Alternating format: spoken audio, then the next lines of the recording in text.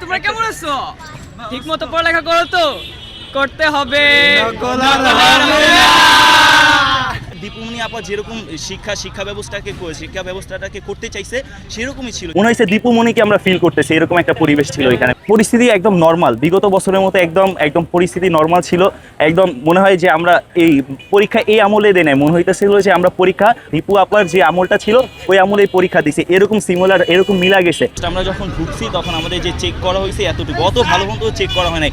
Just তাদের মনে হয় উপর অথরিটি থেকে নিয়ম ছিল যে চেক করতে হবে, ওই কারণে জাস্ট তারা এভাবে ওভারঅল ভিতরে এভাবে দেখেও নাই, জাস্ট এরকম একটা স্ক্যান করে ঢুকাই দিছে। ভোটের ভিতরে যে পুরা মনে হয়েছে দীপুমনিকে আমরা ফিল করতেছি, এরকম একটা পরিবেশ ছিল এখানে। দীপুমনি আপা যেরকম শিক্ষা ব্যবস্থাটাকে করতে চাইছে সেরকমই ছিল। সবাই ফ্রেন্ডলি মনোভাবে সব পরীক্ষা দিবে, এরকমই, আর কিছুই ছিল না। যখন আমাদের শিক্ষামন্ত্রীর কথাটা মনে পড়ছে তখন আমি সিকিউ লিখতেছি, এই টাইমে আমার মনে পড়ছে যে শিক্ষামন্ত্রী, তখন দেখি সিকিউ লিখতেছি তখন আমি হঠাৎ বলে উঠি যে এই পড়তে হবে, নকল হবে না। তখন হলে সবাই হেসে ওঠে। পরীক্ষার হলে হঠাৎ শিক্ষামন্ত্রী আমাদের আসছে, আয়সা আমাদের উনি বলতেছে তোমাদেরকে ধন্যবাদ নকল না করার জন্য।